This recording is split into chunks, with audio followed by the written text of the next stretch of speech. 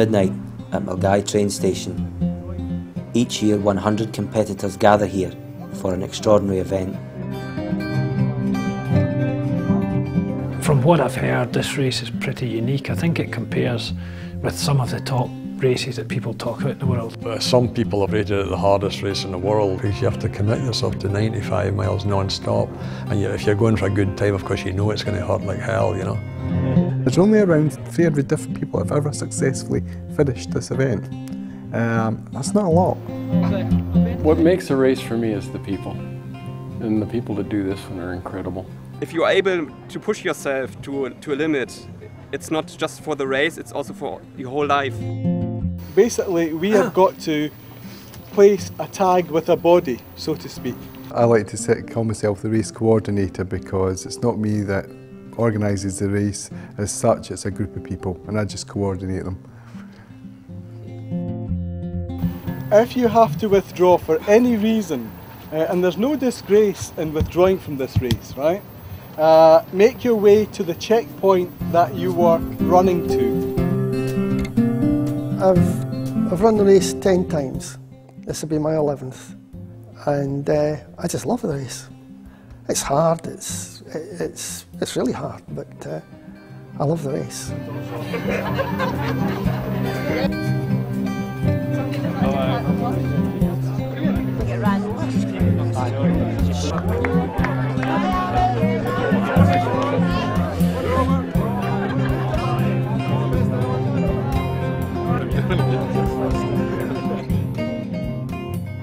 My name's Ian Beattie. I'm 39 years old and I'm a chartered accountant, finance director for a legal firm in Edinburgh.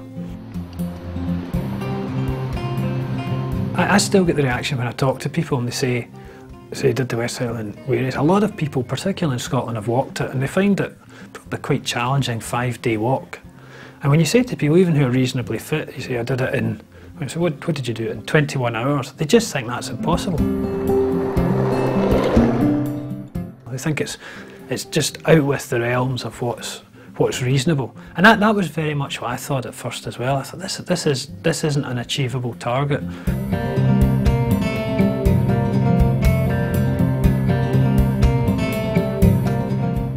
But then when you start looking at the list of people, and you see people have done it. They're all ordinary people, I suppose, and they've managed to do it. And you start thinking, yeah, I could do this as well.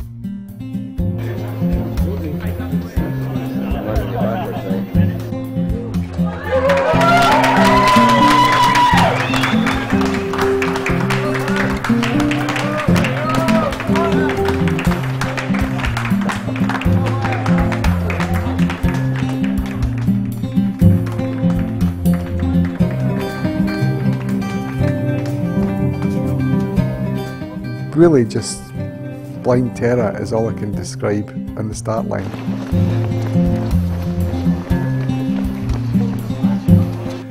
It's a fantastic start. It really is one of the best experiences because Milngavie is quite a quiet suburban type of place, and you turn up there at, most people meet from about 11:30 onwards in the night of the race, and it just transforms into, you can feel everybody's adrenaline going and the excitement of it, and I think it's almost just, it's just that apprehension, it's just sheer panic to an extent. Is this going to go okay? It's a long way, there's so much that can go wrong.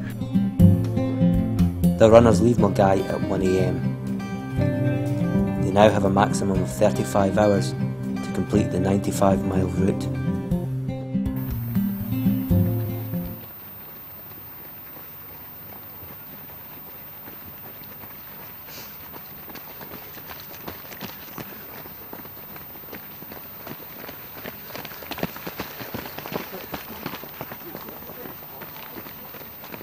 The first section you're doing that in pitch black usually, and sometimes we get it wrong.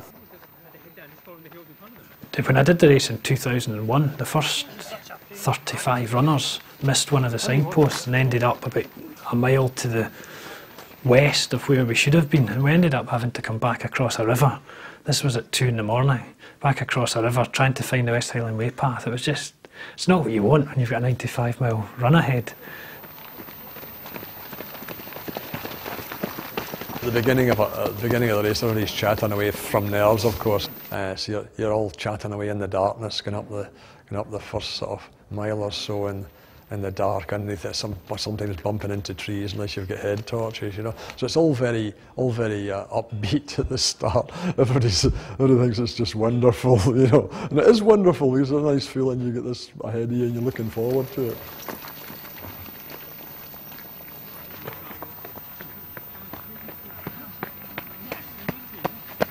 The runners make their first pit stop at Drimmen, some 12 miles into the race. Yo. There we are. Race coordinator Dario keeps an eye on developments. I mean, I think they should be within. There's light. That was the first light there.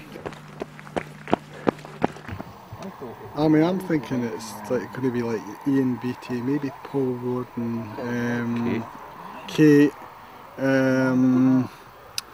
Carol Price possibly, you know. So there's these folk that I mean, I would say have got possibilities.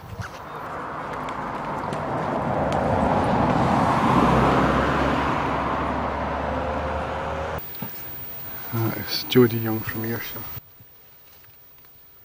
Right, Jodie.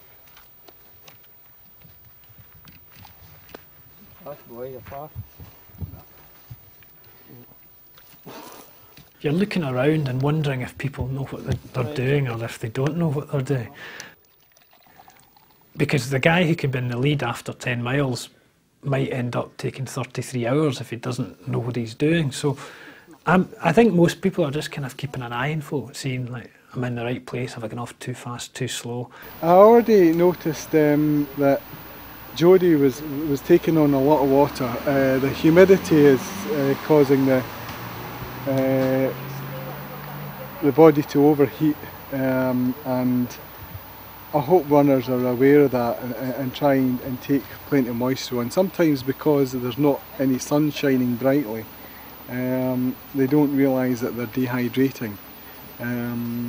But hopefully the backup teams will do their job and keep them hydrated. Be careful, Jodie, okay? Speed's not important, especially at the start. The group runners arrive in Drimmen 8 minutes after the leader.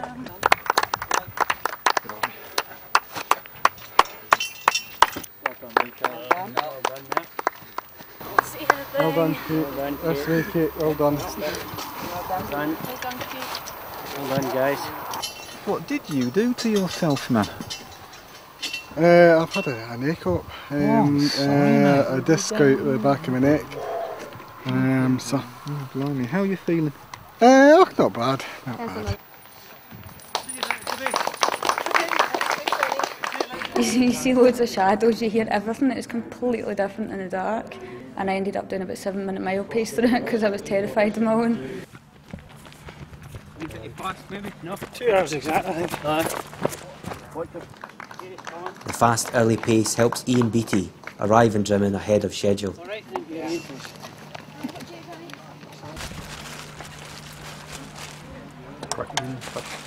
9:30. Touch fast, but what the hell? Just watch your speed because a lot of them are moving awful fast today. I do. I think The front runners too fast. I'd like to think I could, I was tempting fate by saying it, but I'd like to think I could get down to much closer to 20 hours with a fair wind, and I'm not entirely sure how I'm going to do that, what I'm going to do differently, but that's part of the target, to bring my time down a bit. Okay, I'm away. Right, just take it easy now. Okay. Just it's a race. Of course it is. It's a race. See you later.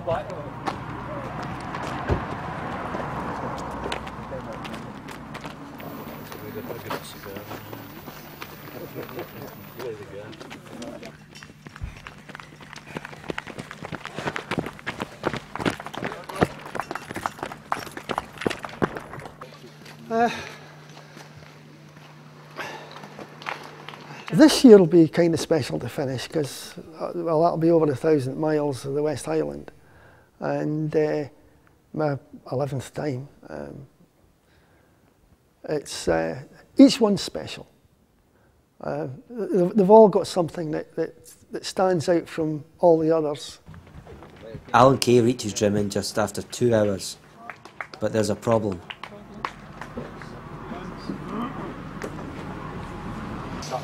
Well, trust my knee, it's gradually getting worse, but it's not, it's not unbearable yet. Right, okay. I'll just see what it's like when I get down to Burma. Okay. Okay, right, Al. You look up. Go for Al. If that is a lie, unless it's a problem.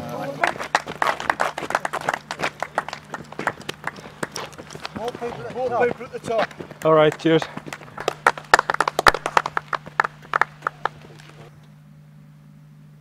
Susan Gray arrives at Drimmen. Excellent spot. How you doing? I'm all right, actually. This is Susan's first attempt at the West Highland Way Race.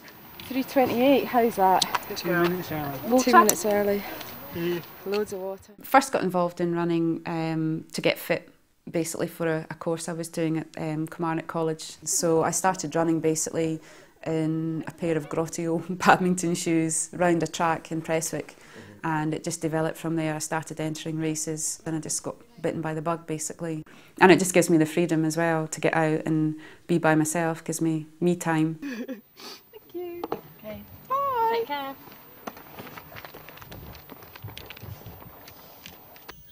Well done. Well done. There's a saying that Dave Wallace, who's won this race 3 times during the 90s, said. He always said you can't win the race by the time you get to Loch Lomond, but you can always lose it by the time you get there.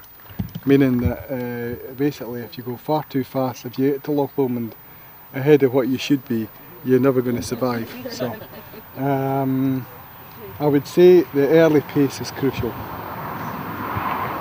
I mean, they've run a relatively flat, easy 12 miles, and now they've got to do the climb up into the woods and over Connacht Hill, and that'll take a lot out of them.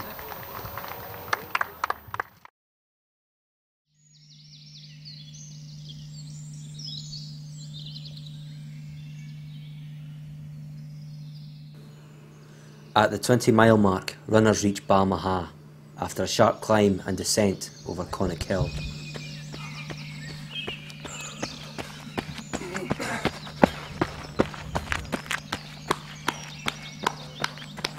I think that guy was sitting about 4th position. Third or 4th position anyway at the Drimmen. And the boy that's in the lead was in the lead, there's no sign of him. That's definitely a surprise leader. I mean, he's obviously a dark horse that we weren't quite sure. So you might find that he's suited better to the hills up here. But that's a fast section he's put in, George. For making for 4th. Jeez,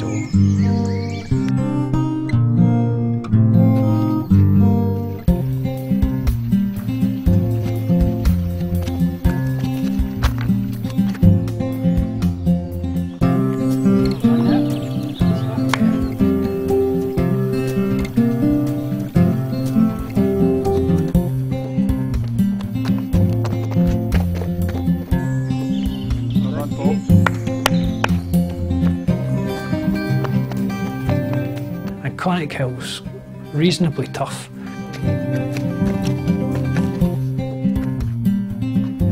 It's tough going up, but it's even tougher coming down. You come down a very steep couple of miles into Balmaha.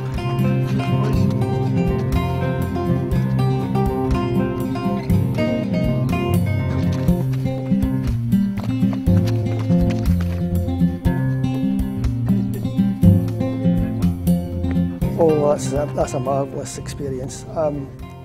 There's one year I got to the top of Connacht Hill and the sun had just come up and there was clouds actually below us going up the valley. It's absolutely wonderful. I mean, you don't get views like that. Not that you get much of a chance to see them, but occasionally I do just take in what's around me. Get the camera set.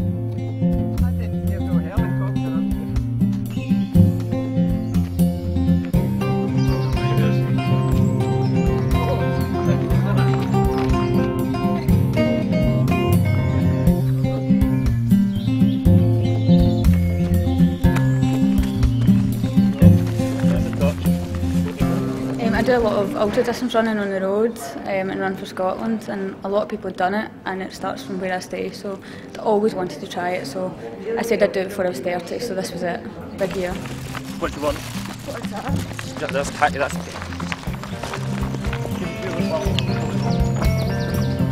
And every time I've done it, I get to Balmaha, you think, by this stage I've covered 20 miles, I've got 75 miles still to go, and my legs are sore. Sorry? 5. Are you going straight through? No, but my car's will be down there, so... Yeah, they will do it. And you're thinking, if you didn't know that you could get through that, you'd be tempted to panic and think, I shouldn't be this sore as early in a race. But actually, you come and go, you have good bits and you have bad bits, and actually quite often the good bits are in the later stages of the race, and the bad bits are early on. Your body's almost telling you not to run too quickly in the early stages in case you blow it. And you can literally, 20 miles into a race, be wanting to leave, wanting to crawl off the course and go home, and 30 miles into that same race be flying. So we call it bonking, where your blood sugar starts crashing and you didn't get enough food in, or the food that you got in hasn't kicked in yet. Susan Gray, a lecturer from Napier University, is running the West Highland Way Race in memory of her father who died last year. I've always fancied giving this a go, this West Highland Way, because it is like one of the most ultimate extreme things you can do. And I think since my dad died last year, I've been channeling everything into this, and it's been my way of dealing with my emotions and my grief. I think I've not really been that emotional about the whole experience, because I think everything has just been channeled into my running instead. My only concern is like what will happen after the West Highland Way, you know, whether there'll be anything. I think you've got to be pretty determined, focused. But I think the other thing that I've felt it has become almost equally important. There's a lot of planning goes into it. It's getting the planning with your backup team. It is a team event. I wouldn't underestimate for a minute the importance of the backup to this whole thing, and they've got such a key part to play in it, in getting you there and in being encouraging and in giving you the food at the right time. Right. It is raining right enough. Right, thanks so much.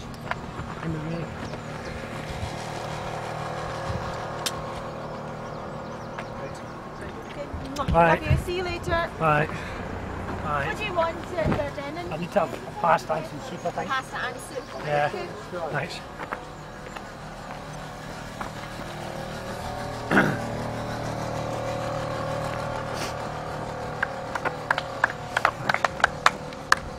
He was 3:45 going away for here last year.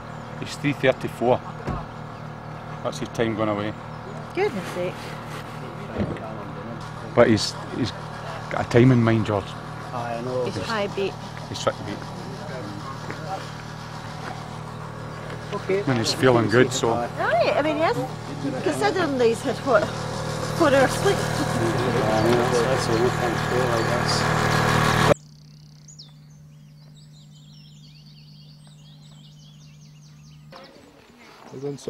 Hi.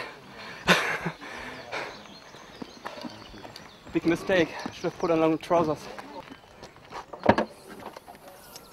I was looking for a challenge in my life, and I was thinking, well, this would be a nice challenge, and because I walked this way and know the route, just try to warm up the muscles again, put on long trousers, eat something, just relax and hopefully get back. So I think this would be really a big challenge for me to train for, and it would be a big goal for me in life to achieve this.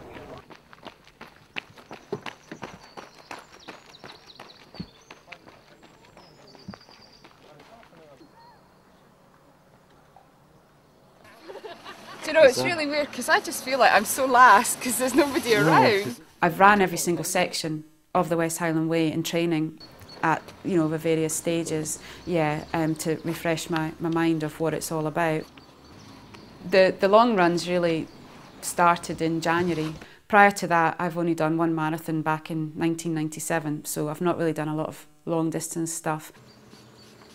The longest Susan has ever run prior to the race is 46 miles, less than half the distance of the West Highland Way. Can I have one that I can get the lid off? You can. I know now I can cover 46 miles, and that took me just short of 13 hours, so I know I can go for that length of time. After that, it's no man's land. I've no idea how I'm going to get on. It's basically pushing myself further than I've ever had to push myself in the past before, both physically and mentally. But to be honest, I haven't put those training runs together with the West Highland Way Race when I'm going to be doing it for real this time. See you later. Bye.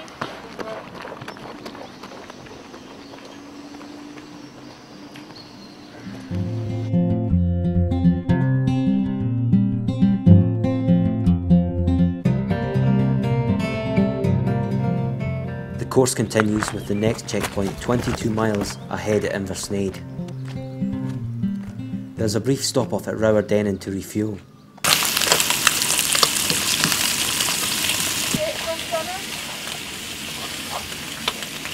You've no concept of, normally you wake up, you have breakfast, and then you have lunch, and then you have tea, and then you go to bed. There's no concept of that at all. You just eat when you're hungry. And you start in the dark, you inevitably finish in the dark, and you just run through the whole day. That's one of the things that I just find so odd. It just kind of blows your mind a wee bit. Thank you for this bit.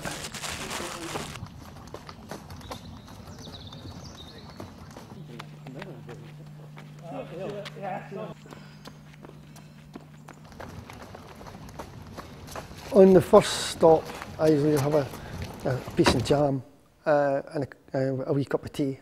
And on the second stop, I have 2 sausages on a piece. Some people couldn't run after that, but I can. I'm one of these people. I can eat and run. Right.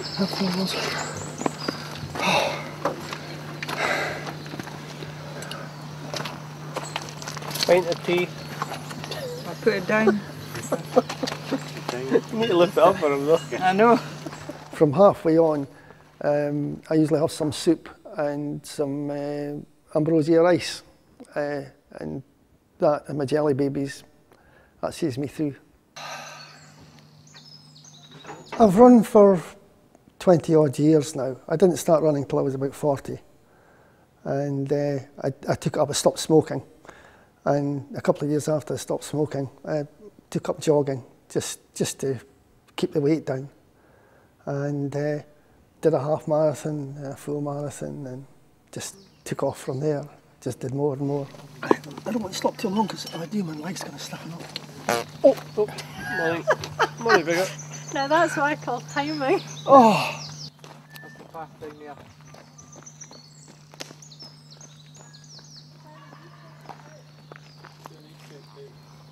I don't think you could do it without one. You really have to have a support team that feeds and waters you, and it's my weekend for being absolutely selfish. They are there to see me through each point. I don't have to worry about what they're doing or where they are. I know where they are. They're getting things ready for me. Injury problems forced Soren to withdraw from the race.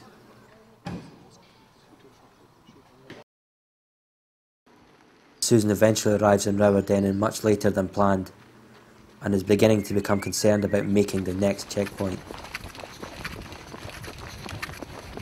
Up and down there. It's the longest way to go.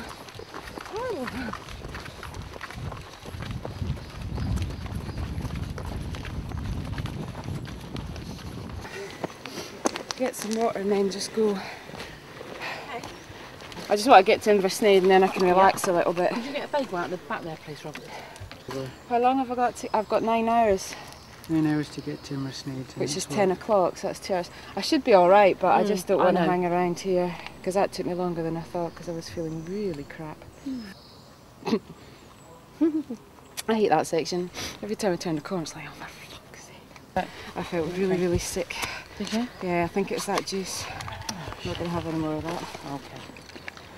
Might just take one of them, yeah.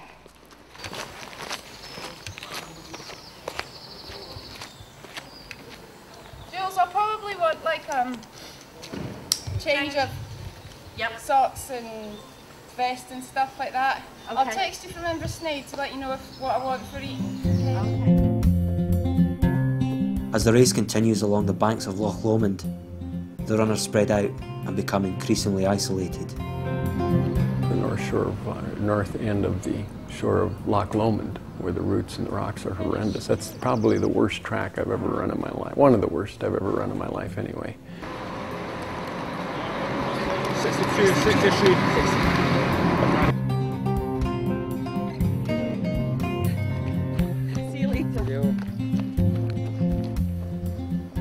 Many runners find this section one of the toughest. And then gradually as time goes on, you're getting tired and you're getting more spread out, so there's less people to talk to, and maybe there's nobody to talk to for long periods of time because you're not running with anybody.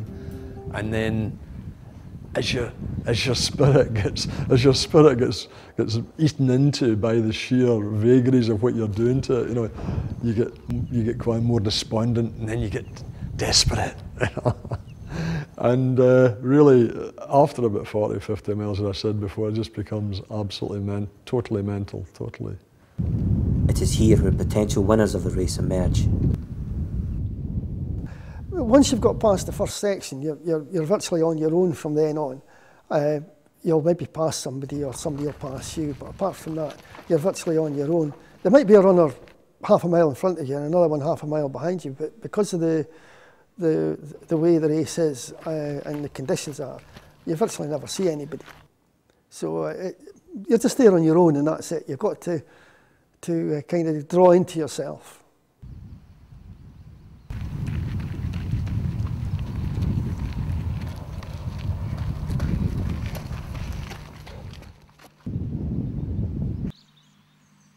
I find in a funny sort of way, every year I've done it, I've found that the section up Loch Lomond to Benglass Farm, particularly from Inversnaid, is a long, tough section. That's probably the hardest bit of the whole course. There's trees you have to clamber up and down, rocks are quite slippy. And it's also, because of the way the roads go, you don't see your backup team from Rowerdennan to the top of Loch Lomond, so it's a long time to be out there on your own.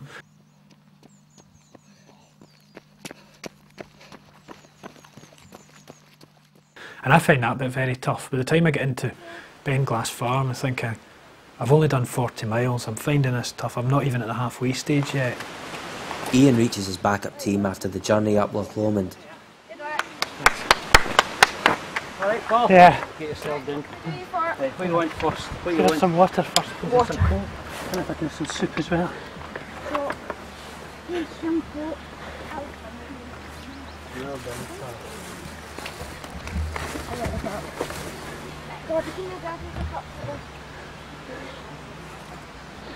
Oh.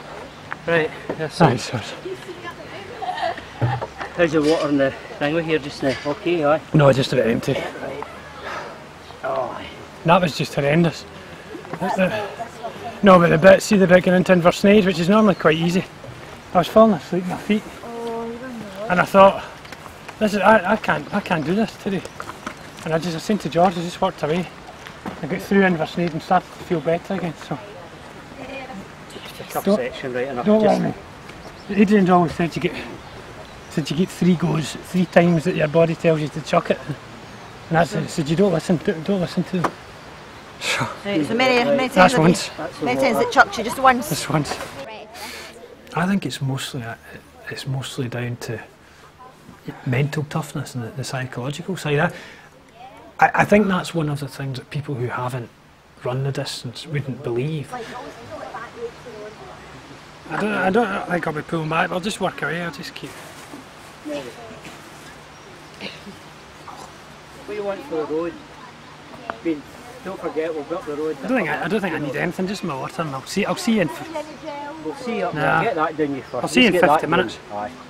Just get that down. I know. We'll see you up at the cottages, at the crossover, the road. But funny sort of, I would find it more difficult now to run a sub 3 hour marathon, I think, than a sub 23 hour West Highland Way race. Because the marathon, you've got to get it all right. You don't get any chances of anything going wrong. You have to have a pace for the whole way. The West Highland Way is fantastic, but there's sections where if you get tired, well, you can walk for a couple of minutes and give your body a bit of a break, and you can stop at your backup and get a drink and then get going again. So it's just an ongoing endurance event that a lot of people I mean, obviously there is a huge element of fitness to be able to put your body through that, but I think as long as you've done the training and as long as you're used to being out there for 7, 8, 9 hours, you can push yourself to that level. Time just becomes how long it takes to get from A to B.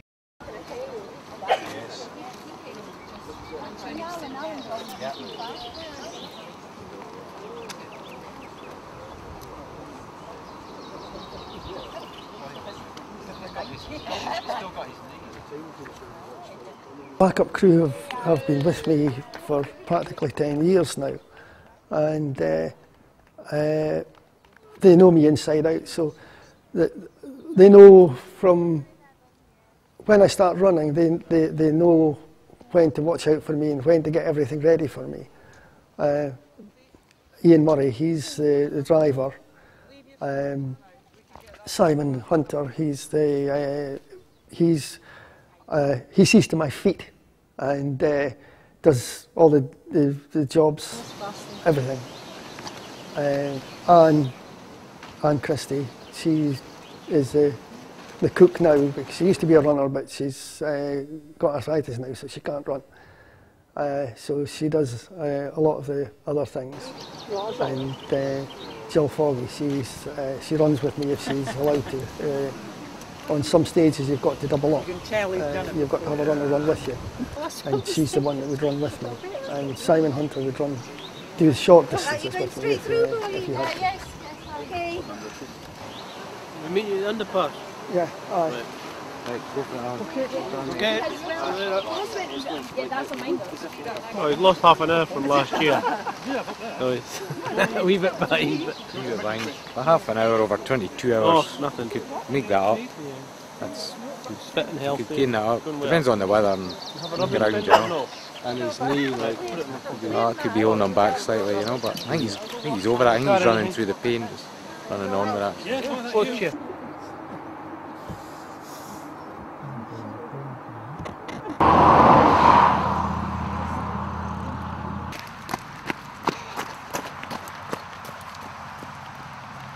Oh, everything. I've fallen 2 or 3 times and hurt my knees. I've had the muscles tighten up coming off Conic Hill. Damaged one of my muscles in my upper thigh, and that hurt for the rest of the race. But later on, I fell and banged my knee, and the pain from my knee was worse than the muscle. So that was, and then later on, I bashed my foot and burst 2 toenails. So that was even sorer, so it takes the pain away from the other bits. Meanwhile, Dario has been informed of a possible violation of the race rules. Hello, it's Dario, the race organiser. Your runner was warned about having somebody running with him when he came into Derry Darrick. Well, the thing is, he had somebody running with him through Inversnaid. He's been at it, but unfortunately the marshal at Inversnaid didn't warn him. So you were able to warn them, and then I've not been able to find them doing it again, if you see what I mean. Dario confronts the support team. Right? There's no point in taking part in it if you're not up to it. As soon as we were told, we backed off. We've not been anywhere near them since. Well, it's just that I was told by several people that you were still with them going out to Derry Darrick. No, I ran away from them because I had passed Adrian Stott. Adrian will tell you that. That's okay. I've just got to react to what I'm told, right? Apologise if it was not intentional. But no, I appreciate you coming up to see me. This one goes out to the one I've left behind. My 2 support drivers are my brother and my dad's partner, and it's just as hard for them, if not harder, because they don't know what's going on when I'm out on the route. They'll only meet me at certain points and they've no idea what's happening in between.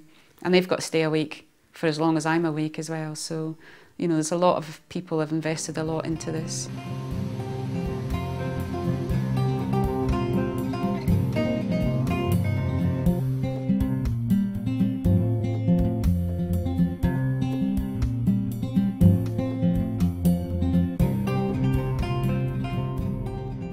I also can't tell them exactly when I'm going to get there. Obviously, I don't know, but I have given them a timing sheet of my estimated times of getting to each checkpoint, and they'll be there. I was absolutely delighted when she asked me to come on the support team with her. So it was fantastic, actually. It's the way she's worked to achieve a fitness level has been phenomenal, quite honestly.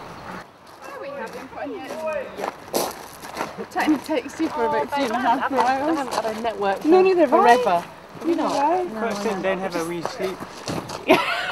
Go down under a tree, haven't you? But I've adopted the old man shuffle run now. Have you? Running like a 90-year-old. Well, I'm shuffling like a 90-year-old, not even running anymore. Having never done it before, I don't know what I'm going to want at each checkpoint. Food-wise, clothes-wise, drink-wise. I think people that have done it before have the advantage of knowing what they're maybe going to feel like wanting to eat or drink, whereas I'm just going to have to turn up at each checkpoint and say, oh, I think I'll have some soup now, or I might have a banana, I'm not sure. So I can only brief them so far. Jaffa cakes? Do you know what I had in my text? Really? My text said... Everything that I haven't got, I guess. 2 clementines or mandarins, whatever they are. Yeah. A tray of fruit salad. Yeah. A bagel. Yes. An ambrosia rice pudding. Right, we've got bagel out of that lot. Sorry, babe. And I got a jam sandwich in there. We started talking about it last October. I think she had it in her mind before to do it last year, but of course then when her father died she said she wanted to do it in his memory. So it just, I think it was just the focus that she needed to actually ensure that she got all the preparation completely right. So yeah, whilst there is that element of it, but I think it has just spurred her on, quite honestly. I guess in the back of my mind there's always been that influence that, you know, my dad was a runner and that was the sport I was going to do. And again, running it in memory of him, I think is just the challenge of doing this. I think with that in mind, I will get through the whole thing because I know why I'm doing it. I'm doing it in his memory, which will just give me the impetus to keep going. And I was talking to him when he was in hospital saying I'm going to do the West Highland Way. I hadn't said then it was for him because obviously, you know, he was still alive then. But it was going to be the following year. And I think he thinks I'm a bit, or he did think I was a bit crazy, but I know that him being a distance runner, he would have understood the reasons behind wanting to kind of challenge yourself in a physical event like that, and he would have been proud of me.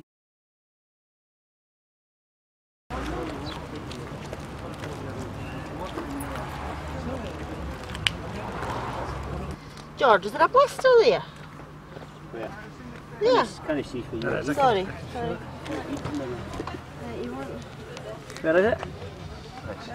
No, the blister's there. Look, there it's there. There? No, but that was... You think you'll do this when you get older? Probably not. Why not? Because it's long and I'll get bitten by the ridges. You can tell, I'm never going to near his feet. There's no two sucking in this house. You're nuts, stay anyway. Saturday. How are you, Gordon? Right. Rough area. Yeah. Here. Oh, come on. I'm getting better. You're getting better, aye. Remember, you used to be rubbish at that sort of thing. At the same place where? There? Yeah. Running repairs.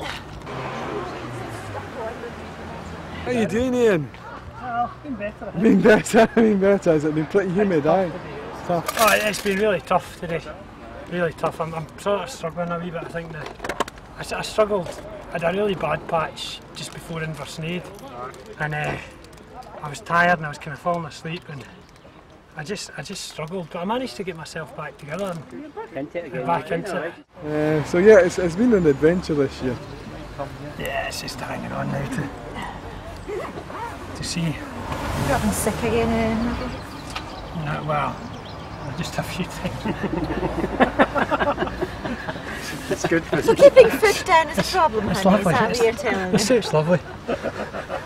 Second time around. You would ask that question. Disgusting. Just to get some food down and then see you go. There.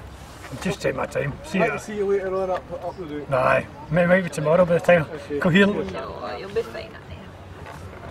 As Ian leaves Tyndrum, Paddy Jamil has broken away, reaching the 72-mile mark in 13 hours.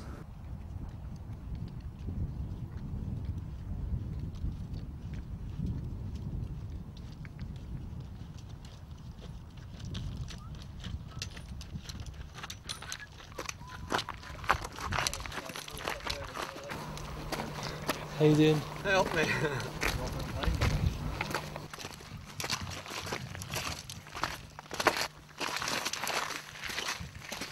The human body is amazing. You know, you've read about the death marches of different prison groups or situations where society has put such high pressure on people to survive, and they've survived months and years sometimes with minimal food in death camps and that sort of thing. It's just too hard. It's just up and down non-stop.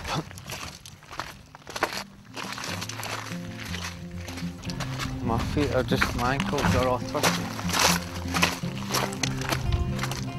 And you wonder what it is about the human spirit that can create that scenario for that survival thing to happen. And running 100 is a really good experiment with, you know, what the human is capable of. We're pretty amazing.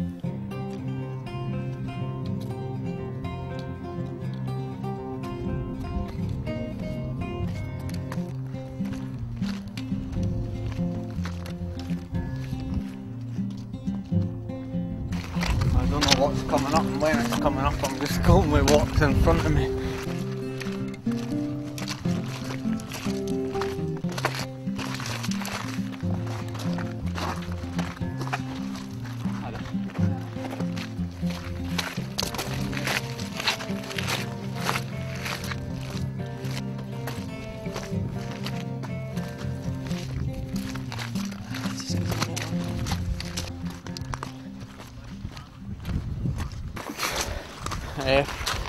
Going along the lock was just broke me to bits. I think it's only because I've been eating properly that I've managed to keep going. Because I've been just as tired for the last 40 miles. But my body's still working. I don't know if I'm going to be able to run this. Made it to the top at least. How are you feeling at this point? Alright, I'm just glad I'm at the top and I'm going to walk a wee bit and then run as far as I can. Alright, take care.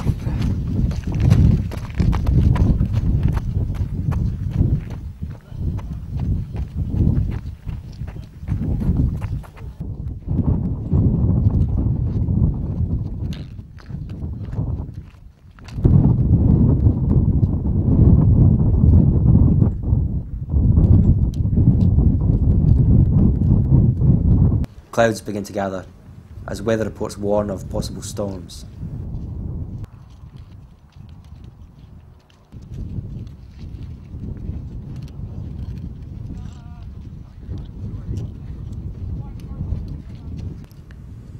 The chasing group are half an hour behind the leader. Pretty tired. Yeah, I think my legs lost interest in running about an hour ago. So I think I might end up. It's just 20 miles too long, I think. I've done some of the long rounds, like the Bob Graham round, and yeah, it's. I think it's harder because there's more running, so you tax the running muscles in your legs a lot more. So I find it pretty hard. So I'm just looking forward to getting back now.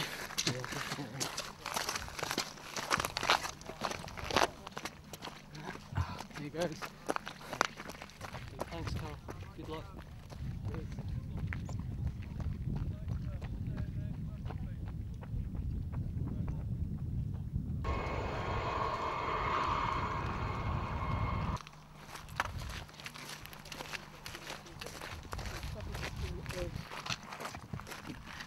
Had better days. I think the guys on ahead are fresher, but hopefully we'll get to the finish without sort of doing anything untoward and hopefully maintain this pace.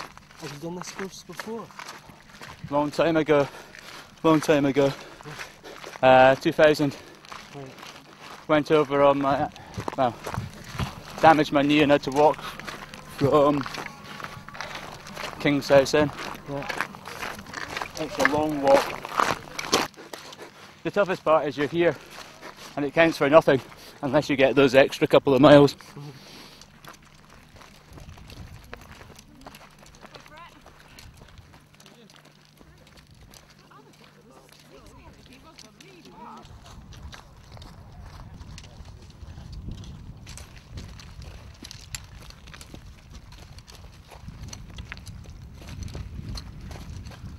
How you doing, mate?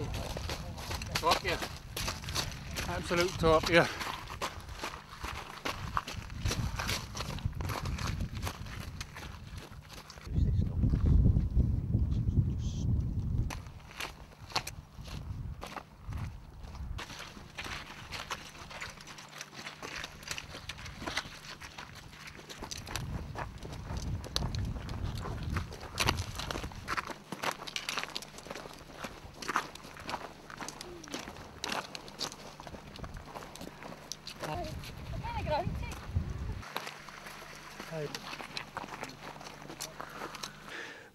But it's just having a willpower not to give up and to keep going.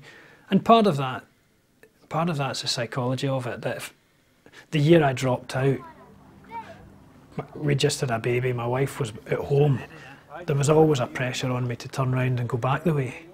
Whereas ever since then, my wife and George have backed up, the children are there, they're always in front, so there's more of a psychological goal to run forward to them.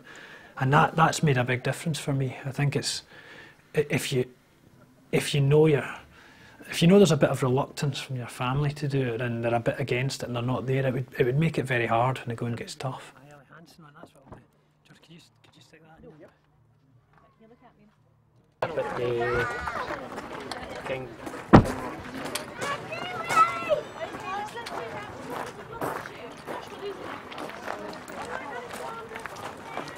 My support team have been great and they're so patient, but sometimes it's completely unreasonable.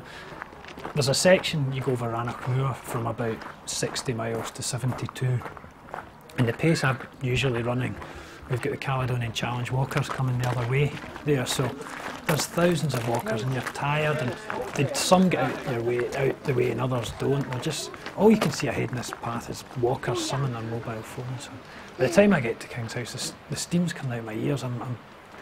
And of course you're not in a mood for the backup team. One of the times George came up to meet me and he said, how you doing, Ian? And I said, oh, shattered, exhausted. These walkers in the way, just completely unreasonable. And he said to me, are you going to keep going? We manage it. And of course I turned to him, don't be so stupid, of course I'm going to keep going, I've come this far. And this is the guy who's given up full weekend to help me out, and you're tired and you just go with it. King's House is probably the worst for that. I always find there, that's where I'm at my lowest point.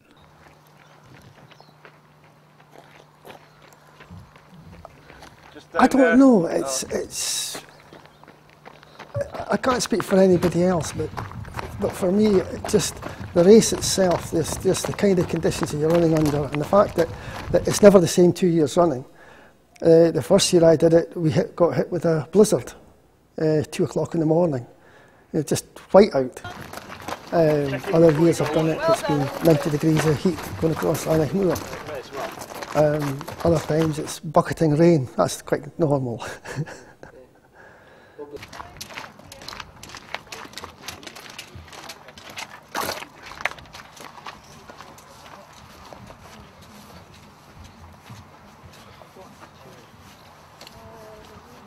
Sit. Come back.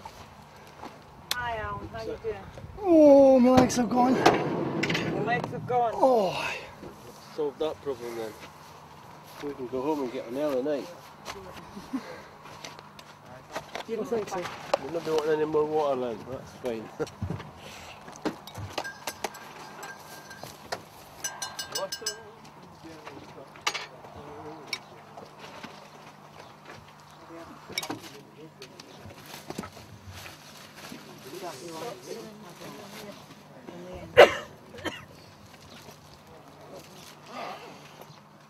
How's that last stage, Alan? Tough. Yeah? Oh, I mean, you're climbing way up over on the moor and it's wide open. And a lot of it is rough. Simon, what did you do with the baffling? So What did you do with the you're climbing all the time until you get to within about 3 miles here. And then you've got quite a steep decline coming back in. So neither of the two of them are much good. No. Nearly there though. You're getting there. Oh,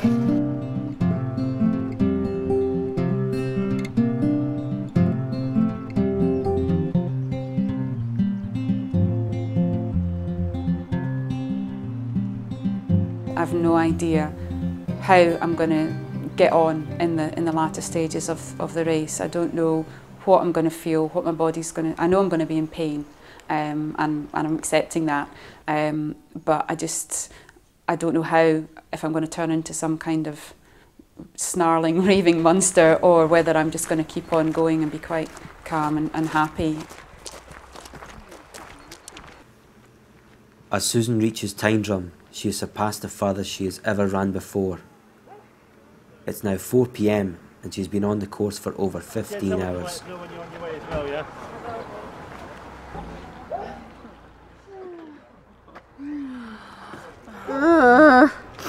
52 miles. Oh, babe. Oh. I know. Oh, God. I always really want to do. I was so tired. Oh, yeah. I was nearly sleeping on my feet. There's only so much you can train your body to do, and then after that point, it's a mental game. You know, it's pushing yourself on. The things that will keep me going are, I'm going to have a picture of my dad with me and a T-shirt printed with his face on it and stuff, just so that if I put my head down and think I can't go on, and I can see that and think, no, just keep going, push yourself on.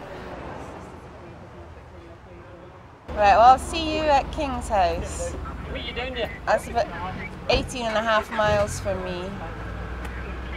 I don't see it as pressure at all. Deep down inside, I see myself at the finish line. I don't see myself stopping anywhere before then. I don't feel pressure to finish because I know that even if I have to pull out for whatever reason, whether it's injury or whether they stop me, whether the organisers stop me, I will have done the best I can do finishing it. I do believe I will get to the end, but I just don't know how long it's going to take me.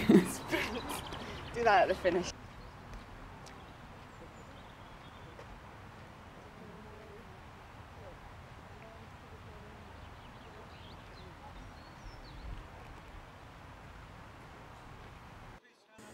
Paddy reaches Kinloch Leaving. There is 15 miles to go, but his lead is shrinking. You're getting there. You've still got a fair cushion, I think. Okay. Well, I'm wanting to just. I believe he was doing interviews with Alan on the staircase. Quarter of a mile. Quarter of a mile. And for the West Highland Way. Quarter of a mile. To the right. How far is it to the finish? 15 miles. Right. You see, your worst part is the climb up there. Once you get up the climb up there, right, that's the worst part. Okay? Just try and dig in and focus on getting that climb up. Be prepared that it'll take you a half-hour climbing, okay? Is it as bad as the Devil's Staircase? Eh? It's worse than the Devil's Staircase, I'll be honest with you. Right. It's worse, but just dig in there. Once you're at the top of that, you've broken the back of it, okay?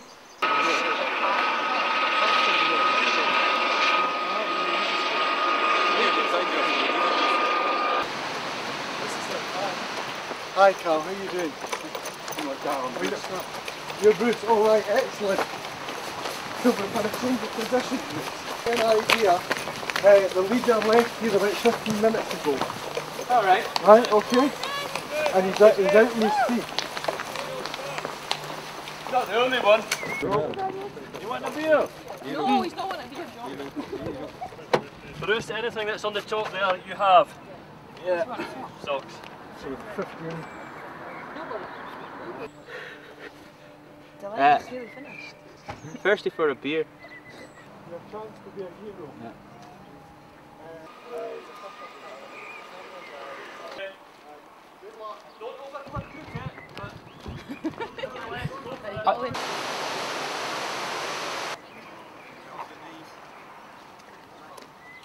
I mean, there's 4 of you in 45 minutes, and that's the closest finish we've ever had. I mean, really. You just look spaced out more. I mean, sometimes actually the first, second and third are within 3 or 4 hours of each other. Right. I mean, I mean, sometimes folk are winning this by an hour and a half. Yeah. Right. You know, we generally don't get four folk within an hour of each other. This is unheard of. But Duncan, I predicted this, didn't I? You did, yeah. When you were running it, Dario, what time were you here at? I was here a lot later than this. Later than this, yeah. Yeah. That would be about 20-21 hours before I got here. You always tried to hope you'd have got under 24 hours at one time, didn't you? Yeah. But it wasn't to be. It wasn't to be.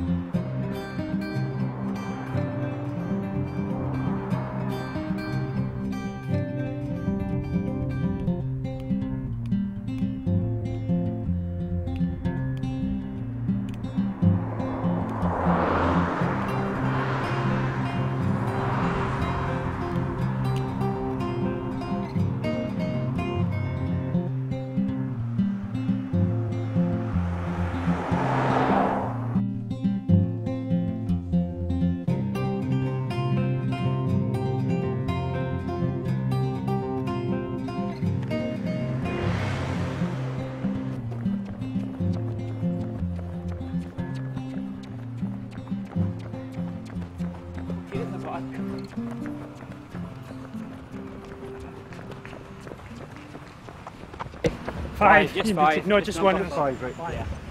Number 5. What time is it? 1848. Hello, Paul. How you doing? We are mad. We are mad. Hi, is there a race there? Hang on. See? Gordon, get in the car now.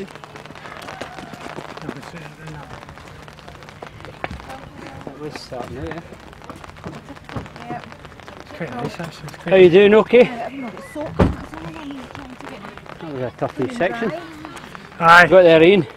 That's that bit done. All a short 14 miler to go now. We'll get there though. We'll get there.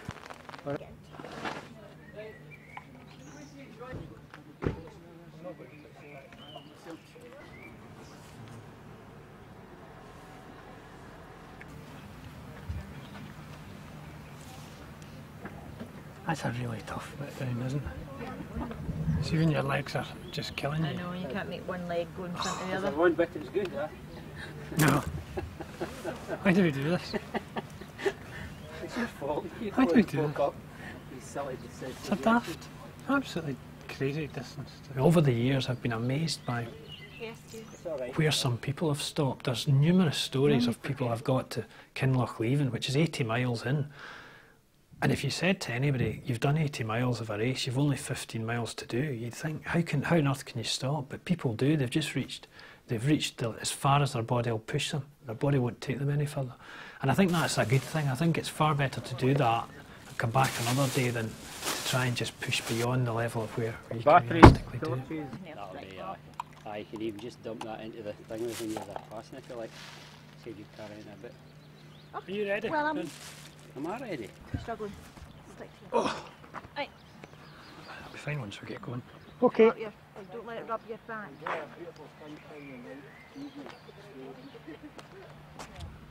Ready? good luck. See you later.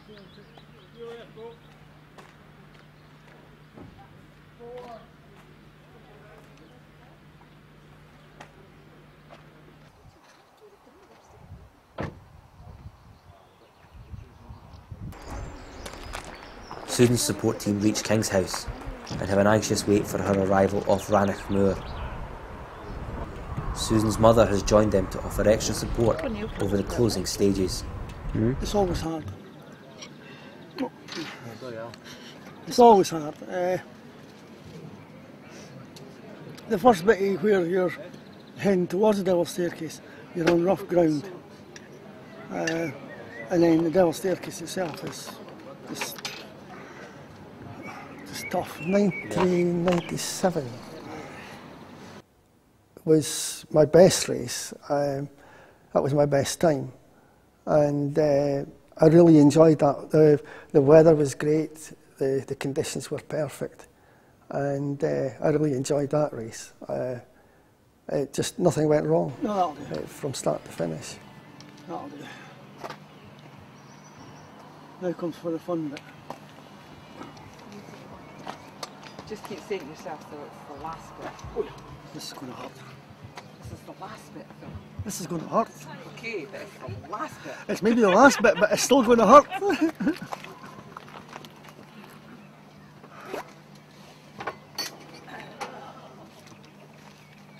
Right? You want a hand up? I think I need a hand up. I think more than one person. Don't you lift me up on what won't? No, I've made it to the end every time. No, I've never not finished, touch wood. If I didn't finish, then I'd give it everything I've got. If I didn't finish it, because I had nothing left. I certainly wouldn't just pull out because I hurt my foot, hurt my leg or something like that. I'd have to be really bad before I stopped. Get in the arse, is he? Hurry on, get out. Come on. Stand up here. I want to get you in bed. I can't get to bed till you've gone. It'd be embarrassing. Oh. How many is this, Alan? 11. Well done. It's, what do you say to him, man? He doesn't need any coaching. I'm done. Not well. You're okay. You know it's always like this, man. Just go on with it, right? He's been a wimp. Oh, you don't say that to Alan too, though. You say it behind my back. Actually, I forgot to say to you at one of the checkpoints, when one of the guys asked who we were back up for, we said you, it was not worthy, not worthy. Towards the end, you're running and walking and occasionally falling over. And really, you're giving, if somebody told you that if you ran a bit harder, you'd break your personal best. You can't, because you really are giving everything you've got. A couple of times I've managed to do a wee sprint at the end, but that's just being stupid. By the time we get up there, my legs will be all right.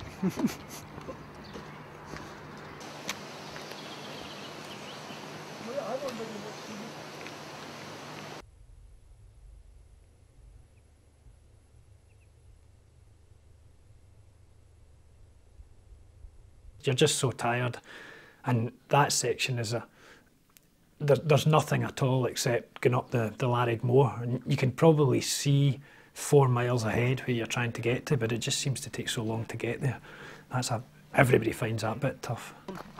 Oh, sir. We'll get there. Follow the yellow brick road, we'll find it. Tired, but we'll get there. It's been very tough today. Yeah. I had a really bad patch just before Inversnaid, and I felt I was falling asleep. Yeah. And I thought I'm not going to make this today. And by the time I got beyond the checkpoint, I felt okay again. And it's been better since, but it's been tough. It's been a hard run.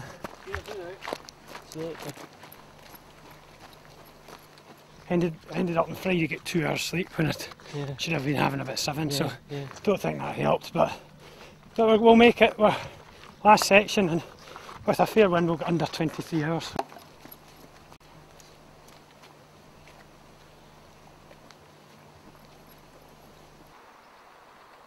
At Lundravah, there's an anxious wait for the leaders. So on that basis, about an hour and 40 to here, so he's going to be here approximately 15, 16,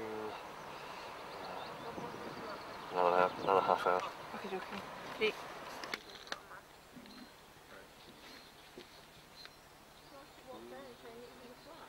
No, 5 miles. 5 or 7?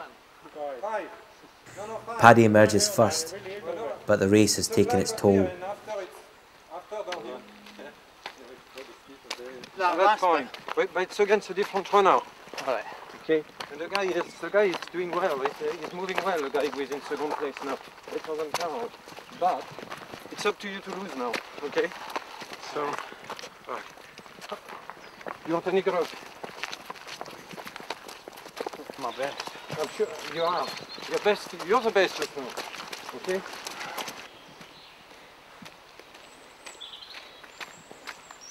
Sure there's only 5? Yep.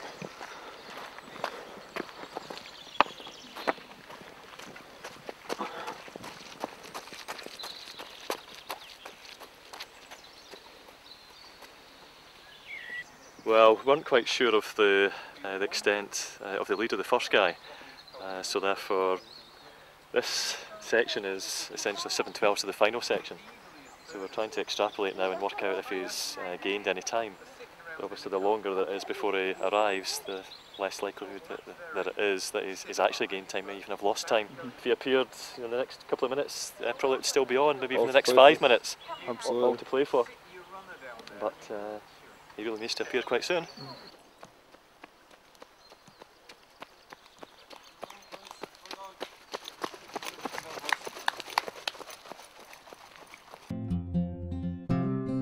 Bruce Hall unexpectedly takes the lead with 2 miles to finish. When did you pass Andy? Just after the forest.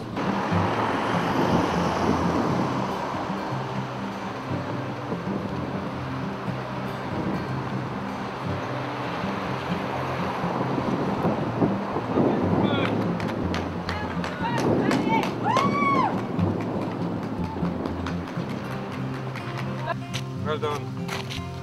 Well done. My goal was to run the race and do it and remain healthy. And I felt that if I did that, then the times would take care of themselves. I thought probably between 19 and 21 hours would be sort of the times that I would do. To say, I haven't really done it. I've only done one race of this distance before, so I'm not very good at predicting the times. But to come in a couple of minutes underneath what I thought was my best possible time, I was delighted with.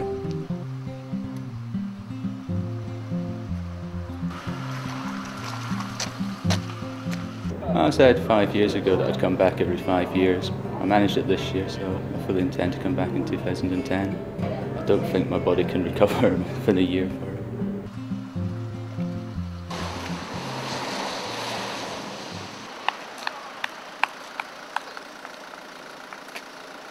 Well done. Just keep yourself going. Look at the leisure centre.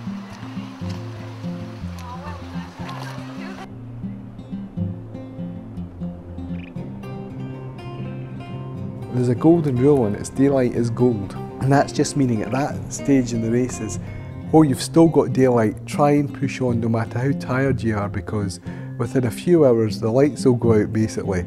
And you know, if you need to rest, rest while it's dark.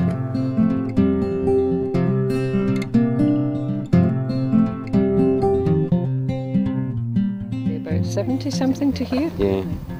72 or something like that. I think it's just 23 to go, so. 34! Oh my God. 21 to 27, well done. Let us know when you're going. Yeah. Somebody let us know, Yeah, we will do. Susan eventually reaches King's House at 10:30 p.m. It's getting dark. I mean, the people who are out who are taking 30 hours, 33 hours, that's a long time to be out doing an event like that. Some ways it's easier doing it in the 22, 23 type stage, because at least you're only out for a day. I ate one satsuma, half a pot of rice pudding. I think she's found it harder than she thought it was going to be. You know. The hot day, of course, doesn't help. But, I think she'll be quite emotional when she finishes. It's funny because I try and think what I'm going to feel like at the finish line, to know, you know, the emotions. I'm not sure. It will mean everything to me if I do finish it, because it has been obviously this main goal, predominantly since October last year. You know, everything has been focused into this one event, but it'll be fantastic to say that I've actually covered, you know, the West Highland Way. It'll mean everything to me. She'll make it. She'll make it. She's very determined. She doesn't like to give up easily. No. And as you know, why she's doing it. Yeah. She'll do it. That's a long sleeve. Yeah. I'm hoping that there will be closure on one part of my life, and that's having to have dealt with my dad's illness and his death prematurely. He was only 64 when he died, and I hope that I can move on in a positive way after this, and therefore in one aspect it will be closure on a particularly upsetting and sad time of my life, and I can then look forward to move on. That's what I hope. Whether that actually happens or not, I don't know. I'm hoping that this will release something in me that I can then say, right, that's that, I've dealt with that now, let me move on to the next sort of challenge in my life. Possible 74 finishers. Yeah.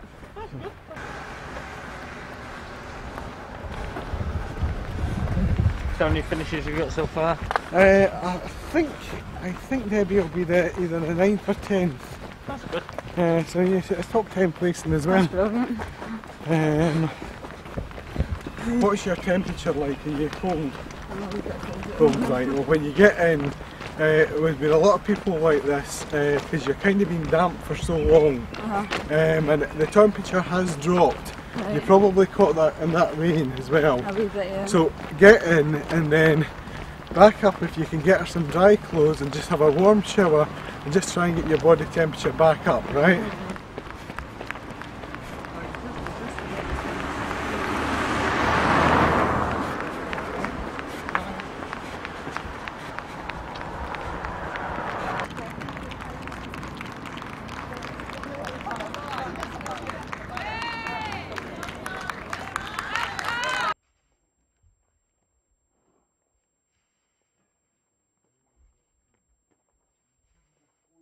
One of the major sections I'm concerned about is from King's House into Kinlochleven.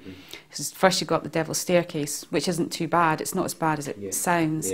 But going down the other side into Kinlochleven is relentless. It's just down all the way, and it seems like it goes on forever. It's maybe about 3 or 4 miles, but the constant pounding on your knees. And I think by the time I get there, having ran 70 odd miles, by the time I get to that section, it'll be all I can do, I think, to even just walk down there. I think that's the bit I'm dreading most. Once I get past that, then I know I'm into the home straight, as it were. You know, once I get to Kinlochleven, I'll get it, I'll finish it, definitely.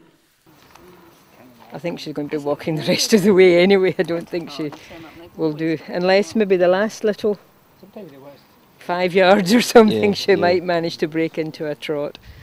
But that'll be about it.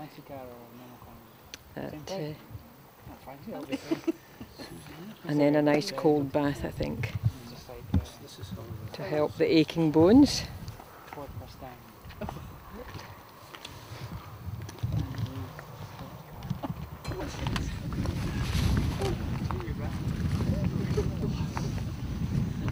Well then. Okay. Once more into the breach. 9 miles. Okay. 9 miles in however many millions of days. Where's the way? 34 is gone. Bye. Oh, nice with it, nice with the light. Yeah, cool. Very fashionable. Yeah. You want to get one? Give me a flash if you like.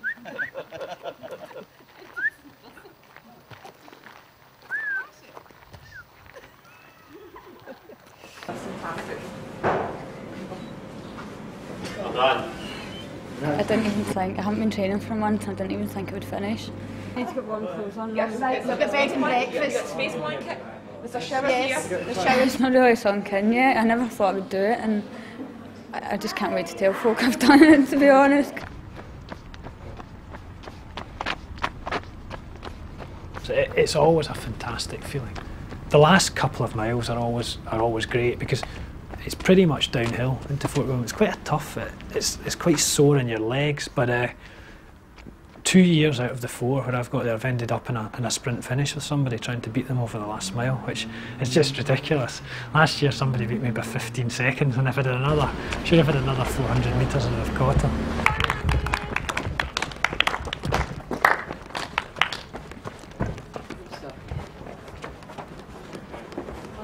Well done.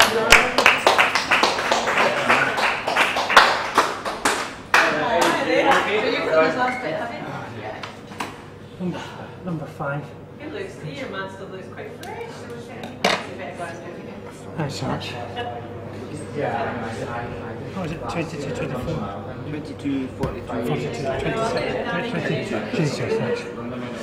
Another year I just beat somebody in a sprint for the line, and you think, after 21, 22 hours, it's crazy. You don't know where you get the energy, but you get a real high from it. Also very emotional. I feel coming into Fort William, very emotional. You feel the tears. You've done what you set out to achieve. 22:42. I'll just check. I'll check what position. What position did I finish up? What position did I finish up? 14th.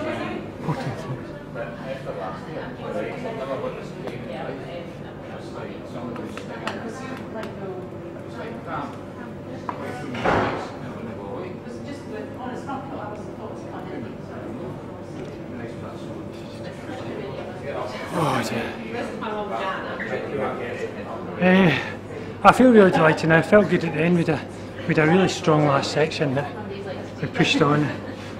I always seem to be strong over the last section, but no, it's good. It's good. I'm pleased with the time, under 23 hours. So no, delighted with that. So came in 14th. 14th. Yeah. So it wasn't the smoothest run. I had a few problems en route, but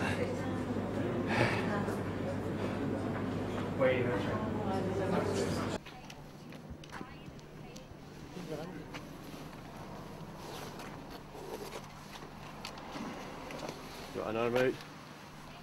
Yeah, I'll take your torch to you too.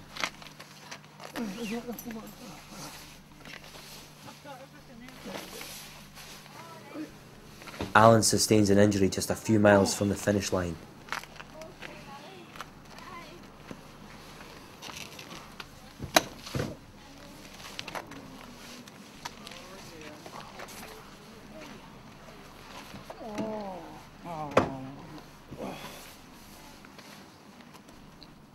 I didn't, it just went, it wasn't anything. Oh.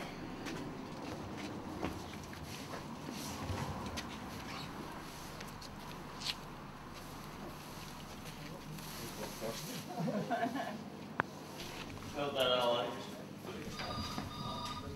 Withdrawn. Well done. Thanks. Well done.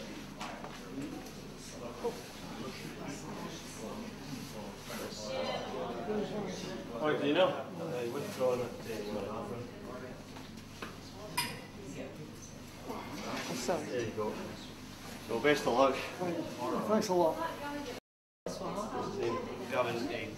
My right knee was the one that was giving me the problem. And when I got up onto the high plateau on the last section there, my left knee suddenly just gave me a lot of problems. and within 200 yards I couldn't walk for a roundabout run. It's all swollen up on the inside, so I think it's cartilage. It's one of those things that happens.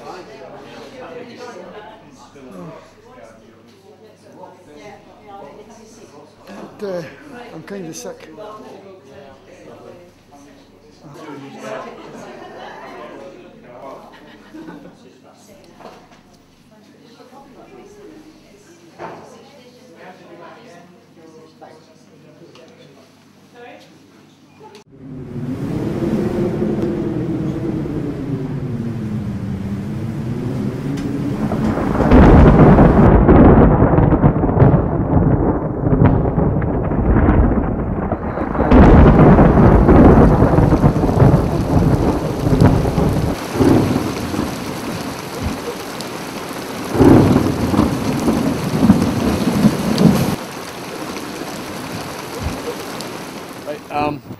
We've got a situation here where we've got 9 people outstanding. There's been a terrible lightning and thunderstorm. It's about 2:30 in the morning. We're in charge. We're not worried about anybody, right? There's no wind and it's warm, right? So it's just that the pressing factor of the rain and the dark, you know, and the fear factor comes into it as well. And people are tired and they're fed up. So a few might drop out here, but most people, because they've got spirit, will keep going, right?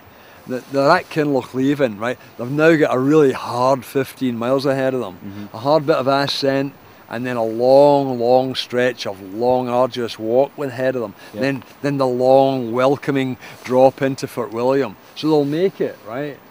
There's nobody going to come through here that we'll let go on who will be in danger, right? It's not good, is it? That's not good.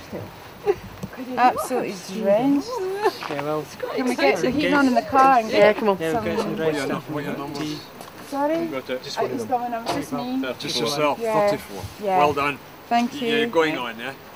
You're not going to stop me, are you? No. She's going. Damn! For the last bit. What about Susan? Yes, please. Well, it was very wet. Thunder, lightning, unbelievable. Just lit up the whole sky. But very hard descent. A nightmare scenario is if I'm actually stopped but I feel I can go on.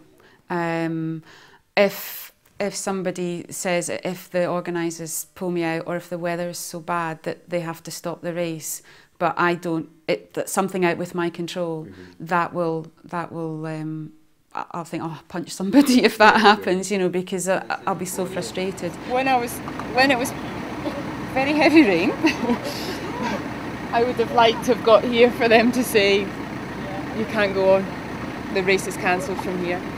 But because they won't say that, I'm not going to pull out. So we're going on.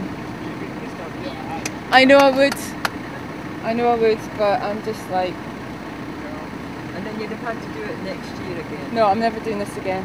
Get that in camera, I'm never doing this again. Yes, I want it in writing. Trying to do is just obviously get warm clothes for the runners and give them a hot drink, and then try and get them warm in the car, and then actually hopefully they'll be able to set off again and complete, which is obviously what we all want. So that's what we're trying to plan to do at the moment, Michael. I'm probably going to sit here for a good half hour, 45 minutes. Wait till it gets light, because it's really hard trying to navigate with a head torch, and it's very heavy rain. And you can't, the rocks and everything and the stones, they sort of like take on a different entity at night. You know, you can't see the definitions the same, so we were tripping all over the place. Not on drugs. I think probably it will be one of the hardest ultra distance races because of the terrain as well, though. It's not flat, you know, it's not even ground. You're constantly, well, I'm constantly tripping over stones and, you know, trying to pick your feet up, and you're up and down all the time. So that combined with the unpredictable weather. We passed quite a few people, quite a few different groups actually. I don't think we were necessarily going fast, but they were hobbling, crippled almost, some of them. Because those guys have... We've got 60 through. So, as far as we know, there could be 6 now. Yeah. There was one chap in bandages, badly bandaged, but he's still limping on, so we shall just wait and see. Susan has waited in the car for over an hour and the heavy rain has returned. It's 3:30 a.m.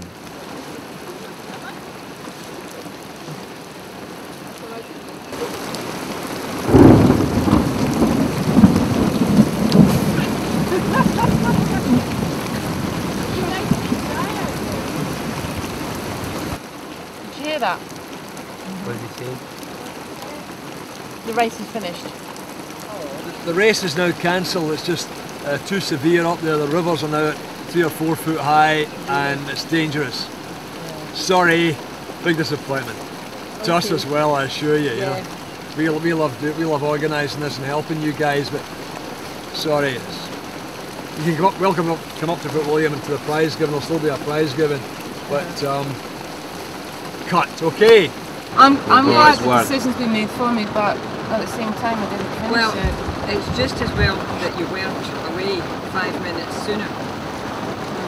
But I mean, it's no disrespect in what you've got to. So I mean, you've only done 80 something. Yeah. You've done 81. Yoo-hoo! Can you believe it though? It's been absolutely perfect weather. I know, that's what we said. Could it not just have... All the way through, it's been absolutely come on ideal. for an hour or 2, 3 or 4.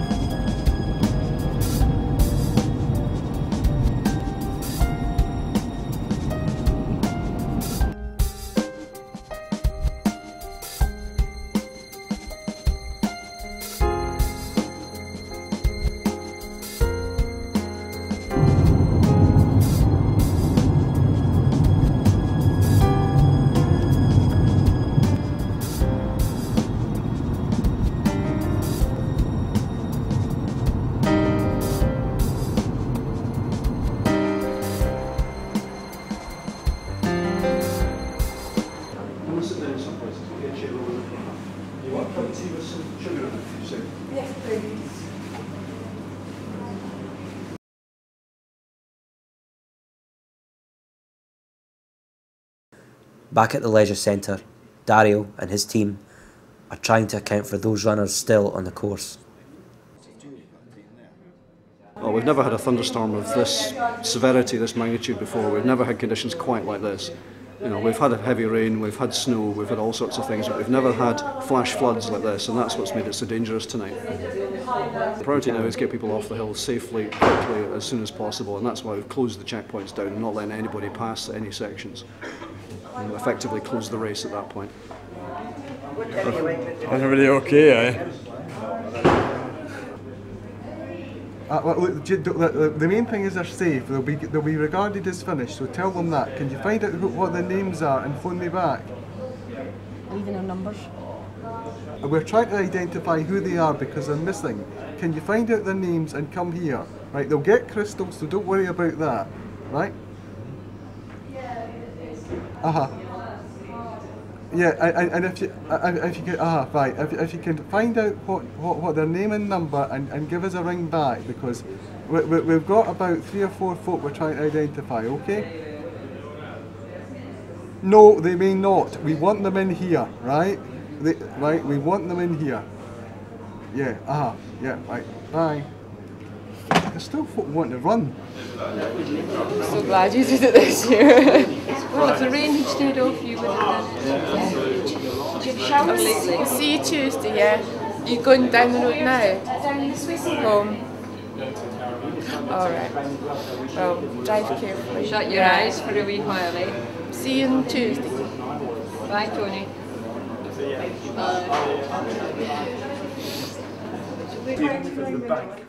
I'll be 50 this year, and this was my birthday present for this year.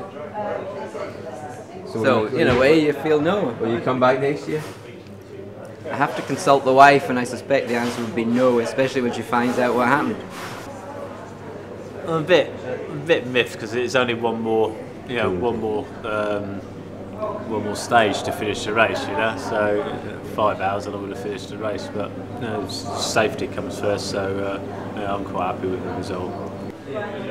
Didn't finish, and part of me is extremely disappointed, but the other part is relieved because if I'd been on the way up from Kinlochleven, which I could have been half an hour later, I would have had 10-12 miles to do in that weather.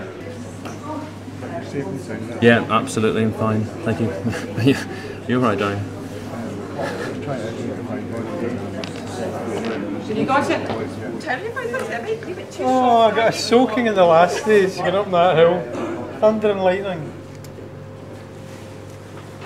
There's two more guys just behind us that were on the hill coming down. Yeah, 59. I think I'll look back on it and say that was probably a bit more of an experience you would normally get from it. But, well, next year I suspect I will not be allowed next year, unfortunately. You never know. Well. They could end up the same. As runners return, some are not so happy the race was called off and come to question Dario.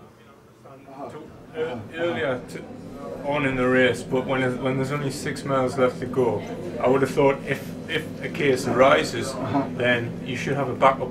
Well, we look at what's happened in previous years, right? The reason why we shut the route at Llandovery is after Llandovery there's 3 miles of climbing up through woods. Yeah, but I don't understand why you couldn't use the road. Because we want people off. The race is stopped, right? There was no point. There was no point in finishing. Your time going along the road wouldn't have counted because it's not the route. There was no point in making you go along something that isn't the route. Now, does it? No, it doesn't count now, but it saves you the effort for doing it.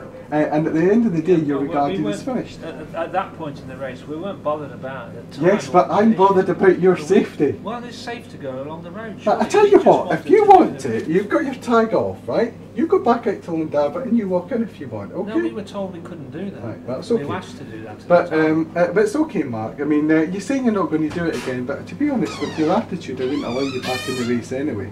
I'm delighted that you're getting your crystal and you'll always be regarded as having finished it, but it's a safety issue, okay? I think he's going to get it. I think that's the last of them. I know. But you would believe some folk that is not their last thing in their mind. I've actually had folk wanting to go along the motor road from Llandovery in here when they were told they couldn't go on the route. Saying no, it's a safety issue, we want bodies here, right? I mean, it's incredible. Oh, actually, I can hear this, isn't it? Right, okay, thanks, Gus. You want some coffee? No, at the moment.